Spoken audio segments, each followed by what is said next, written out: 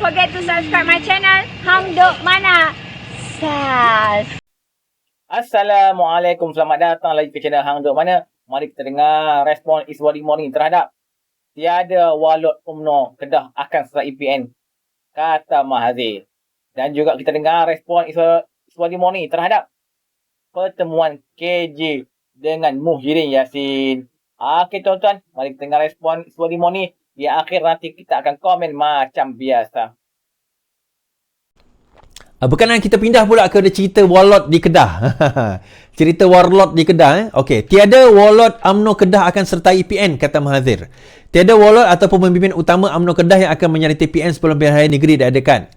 Kata Mahathir, dakwaan kononnya ada pemimpin utama UMNO Kedah akan menyertai PN sebelum ini sekadar propaganda menjelang PRN yang akan diadakan setakat ini. Setakat ini tidak nampak tidak ada di Kedah. Saya fikir mana-mana organisasi atau parti politik akan ada musim apabila ada yang keluar daripada parti atau dikenakan tindakan dan mereka membawa diri. Bukan saja UMNO pergi ke parti lain, tapi parti lain pergi ke UMNO pun ada juga. Contohnya bekas Setiausaha Majlis Syura Ulama PAS Muhammad Khairuddin Ahmad Razali yang menyertai Majlis Ulama UMNO, katanya. Pada 12 Jun, Setiausaha Agung PN Hamzah Zainuddin dalam sidang medianya di lobi memaklumkan akan mengumumkan senarai 10 Walot UMNO yang disisihkan untuk menyertai mereka dalam masa yang terdekat. Seperti mana yang saya sebut hari itu, bahawa Warlot ini kalau mereka pun menyertai Perikatan Nasional pun tidaklah merisaukan. Dia tidak mendatangkan satu kesan yang besar, tuan-tuan. Kerana apa? Kerana Warlot yang dikatakan akan menyertai itu ada yang tidak bertanding pun di negeri yang bertanding, kalau pun ada. Contohnya seperti yang mengatakan ada daripada Johor dan sebagainya. Mereka tidak bertanding pun negeri yang PRN yang akan mengadakan PRN. Itu yang pertama. Dan kemudian kalau sekiranya apa orang kata ada pun mereka masuk dikira sebagai warlord, itu mereka yang cakap. Tapi daripada segi pengikut sebenarnya tak ada. Dia tak ada pengikut. Saya boleh kata ada pengikut, contohnya Syahidan Kasim, Nur Omar, dua ni lah. Tapi dua-dua ni, terutama Syahidan Kasim dah memang kita tahu dah melompat dah. Nur Omar saya boleh kata dia ada pengikut. Tetapi yang lain, saya tak berapa nampak bahawa mereka ada pengikut. Termasuk KJ. Bila KJ keluar daripada UMNO, saya tak nampak dia bawa bersama dengan dia gerombolan pasukan yang besar yang memberi kemenangan kepada beliau. Jadi, saya tak nampak benda tu. Tapi dalam masa yang sama, ada yang bertanya kepada saya kan. Kan baru-baru ni tular gambar KJ berada dengan PMX bersama dengan Johari Ghani. Bagi saya, dia kata kenapa? Adakah ini KJ akan menggantikan Rafizi? Tak ada kena-mengena. Rafizi masa tu ada kerja lain sebagai seorang menteri. Pertemuan itu tidak membawa kepada apa-apa, tetapi dia membawa kepada maksudnya kepada kerajaan perpaduan. Tetapi sebenarnya dia memberi satu signal kepada Perikatan Nasional. So, signal apa tu is? Signalnya adalah mudahnya sebegini. PN dok kata salah seorang warlord yang 10 itu adalah KJ. Salah seorang warlord yang 10 itu adalah KJ. Isu dia adalah kalau KJ berada bersama dengan Perdana Menteri Malaysia, bersama dengan Johari Ghani, bersama dengan Perdana Menteri Malaysia, soalannya bagaimana PN yakin bahawa KJ akan mengikuti PN? Malah pada awal bulan ini, KJ sendiri mengatakan berkemungkinan beliau berminat untuk nak membuka parti sendiri. So daripada situ, PN dah rasa terciduk sebenarnya. Dia punya sentimen nak mengatakan 10 warlord itu termasuk KJ nampaknya tidak berkesan. Walaupun KJ disisihkan daripada UMNO, tetapi nampak gaya Johari Ghani tak begitu menyisihkan KJ. Mungkin secara strateginya saya nampak sebegini. Dia nampak KJ ni boleh menjadi satu ancaman kepada UMNO kalau tidak dimanagekan secara betul. Jadi caranya dia contohnya offer kerja di dalam mana Hot FM. Tuan-tuan betul ke saya kalau saya tersilap, Hot FM ni adalah milik Media Prima. Media Prima shareholder terbesarnya ada Johari Ghani. Dan dalam program bersama dengan PMX itu, Johari Ghani ada dekat situ bersama dengan KJ. Jadi daripada situ kita nampak bahawa, saya nampak effort Johari Ghani ni adalah untuk memastikan kalaupun KJ tidak bersama dengan kerajaan perpaduan ini, pastikan bahawa KJ tidak bersama dengan bersama dengan pembangkang di Perikatan Nasional. Itu saya nampak strategi demikian. And it works. Kan dia berkesan. Kalau bayangkan kalau KJ tak bersama dengan mereka di Perikatan Nasional, isunya di Selangor atau Negeri Sembilan dia nak tonjolkan siapa. Dan beberapa hari lepas Muhyiddin Yassin terus tunjuk pada Azmin Ali. Kita nak Azmin Ali menghadiahkan Selangor kepada kita. Masalah Azmin Ali nak hadiahkan Selangor, macam mana parlimen dia bertanding pun kalah. Parlimen yang dia bertanding pun kalah. Dan untuk makluman tuan-tuan dan puan-puan, ada satu skandal besar yang akan didedahkan berkenaan dengan Azmin tidak lama lagi. Dan saya pernah bawa cerita ni suatu masa dahulu. Tuan-tuan tunggulah benda itu berlaku. Satu skandal besar melibatkan Azmin yang melibatkan penyalahgunaan kuasa sebenarnya. Kan, penyalahgunaan kuasa yang melibatkan Azmin Ali. Nah, bila Azmin Ali sudah terciduk tuan-tuan dan puan-puan, sudah ada kes tersebut yang kononnya bersih dan juga stabil padahal kabur dan juga bor, kan malah aku nak sebut benda tu, kan? Tetapi dalam masa yang sama ada skandal yang akan didedahkan tidak lama lagi. So, bila skandal tu akan didedahkan, sabar tuan-tuan. Dia ada masa, dia tempoh setiap perkara yang kita nak lakukan, dia kena ada timing yang betul. Kan, jangan timing tu tak kena pada tempatnya. Bila timing tak kena pada tempatnya, itu yang tak ada impact, kita kata. So, skandal ini akan didedahkan tidak lama lagi. Don't worry, setelah kita ada perancangan-perancangan kita. Namun, perkara ini akan melibatkan Azmin Ali. Berkenaan dengan apa? Bagaimana? Apa cerita is? Nanti. Sabar. Sabar, tuan-tuan dan puan-puan. Now, kalau dia dijadikan poster boy di di Selangor, adakah dia juga kalaupun menang di Selangor akan menjadi menteri besar di Selangor?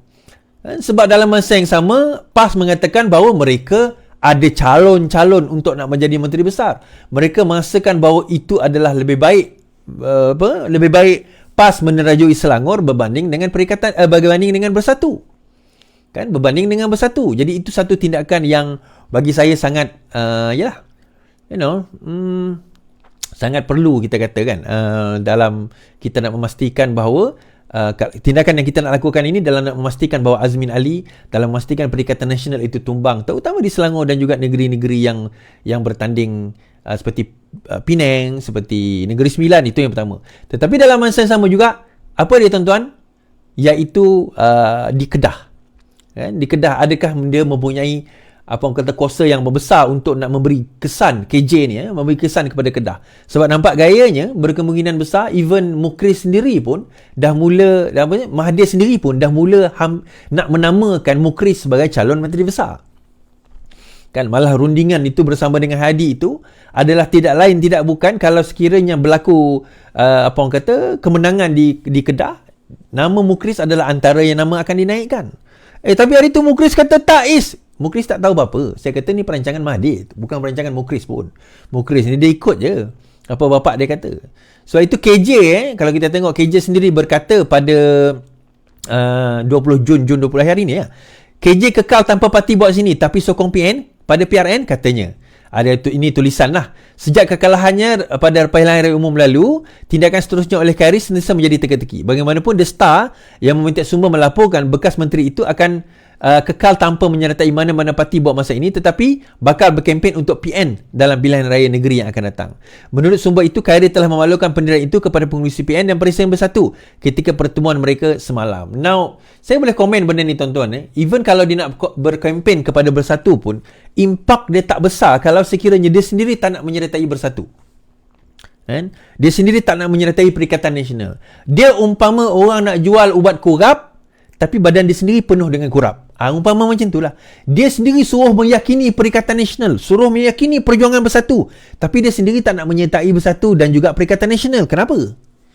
Kalau anda yakin dengan Perjuangan Bersatu, anda yakin dengan Perjuangan Perikatan Nasional, you will be the first yang akan jump dan menyertai dan menerajui Bersatu dan Perikatan Nasional. That is the question. Itu yang menyebabkan kita rasa bahawa, kita tahu, bukan rasa, kita tahu bahawa KJ tidak meyakini Perjuangan Perikatan Nasional. Antara lain, itu saya kata, PAS itu sendiri merisaukan KJ. PAS itu merisaukan KJ. Dan baru-baru ini dalam nak mengatur PAS itu sendiri, kita dapati even PAS sekarang ini pun dah jadi syaitan bisu, tuan-tuan. Mula-mula mereka tergelincir dalam perjuangan Islam mereka. Saya kata pertama sekali, saya nak beritahu tuan-tuan dan puan-puan yang menonton ini, yang baru nak belajar Islam, segala hidup kita panduannya Islam. Bagi orang Islam, kita percaya segala hidup kita panduannya Islam, termasuk politik. Dan kita tidak pernah menafikan panduan kepada politik itu adalah Islam. Isunya adalah di mana apabila bukan Islam yang memandu politik kita, tetapi kita yang menggunakan Islam untuk dipandu. Kita yang menunggang Islam untuk nak mencapai objektif politik itu. Dan ini yang dilakukan oleh parti ajaran PAS. Parti ajaran PAS yang menggunakan Islam atas kepentingan peribadi mereka sendiri. Atas dasar itu, mereka boleh mengkafirkan orang sesuka hati, mereka boleh menyesatkan orang sesuka hati, mereka boleh menerakakan orang sesuka hati, tuan-tuan. Tetapi, dalam masa yang sama, apabila parti rakan mereka menyesatkan, parti rakan mereka menentang hudud, parti rakan mereka menentang Jawi, malah terbaru, parti rakan mereka mendesak supaya pegawai kerajaan banyak dibuang, bukannya ditambah. Iaitu parti gelakan. #PAS gelakan. Apa yang PAS buat, tuan-tuan? Syaitan bisu, terus diam. Tak banyak cerita, tak banyak bunyi. Tak ada demo, tak ada demonstrasi, tak ada maki hamun, tak ada kata-kata yang mencerca, tak ada, tuan-tuan. Ni saya nak bagi tahu, siapakah yang bawa kes hudud ke Mahkamah Persekutuan? Bukan DAP. Saya nak bagi tahu, tuan-tuan, yang nak bawa kes hudud ke Mahkamah Persekutuan apabila PAS mencadangkan hudud pada tahun 2015 adalah Parti Gerakan, tuan-tuan. Gerakan bawa kes hudud ke Mahkamah Persekutuan Mei 9, 2015.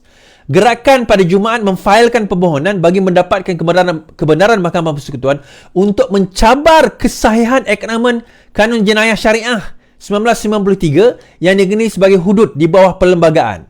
Timbalan Ketua Pemuda dan Ketua Pasukan Perundangan Gerakan Andy Yong Kim Seng berkata notis usul dikemukakan di Pusat Sehenti Pejabat Ketua Pendaftar Mahkamah Persekutuan kira-kira jam 11 pagi. Dalam masa yang sama juga, tuan-tuan, kita nak bagi tahu siapakah yang menentang tulisan Jawi. Yang menentang tulisan Jawi adalah Parti Gerakan. Tulisan Jawi ni tahun 2019 baru je. Gerakan mau cabar keputusan di mahkamah. Gerakan akan mempertimbangkan tindakan untuk mencabar keputusan Mahkamah Tinggi Pulau Pinang yang membenarkan tulisan Jawi diajar di sekolah vernakular Cina dan Tamil di negara ini. Saya nak tanya pada orang PAS. So, gelakan ini, orang PAS nak cakap apa? Siapakah yang membenarkan supaya, bukan membenarkan, yang nak menentang hudud di mahkamah? Parti Gerakan. Siapakah yang nak menentang tulisan Jawi di mahkamah? Parti Gerakan. Okey, tuan-tuan. Komen saya berkenaan Walot Kedah ni, saya baca sikit-sikit apa Mahathir Khalid cakap. Tiada walot ataupun pemimpin utama Kedah yang akan menjadi PN sebelum pilihan raya negeri PRN diadakan, kata Pengerusi UMNO Mahathir Khalid. Kata Mahathir, dakwaan kononnya ada pemimpin utama UMNO Kedah akan menjadi PN sebelum ini sekadar propaganda menjelang PRN yang akan diadakan tidak lama lagi. So, berkenaan pertemuan KJ dengan Muhyiddin juga, KJ pun terbaru dia cakap dia tahu keputusan lagi lah dia nak serta EPN ataupun tidak. Kita sebagai penyokong kerajaan Pemuda dan UMNO ni, terutama penyokong UMNO, jangan sesekali menyokong PN. Kerana bila anda menyokong PN ni akan berkuasa. Patutnya penyokong UMNO ni kena sokong kerajaan perpaduan ni sama ada Pakatan Harapan ataupun UMNO. Okey, mari kita terus support Kerajaan Perpaduan, PMA Anwar dan PMA Anwar Ibrahim. Assalamualaikum, jumpa lagi.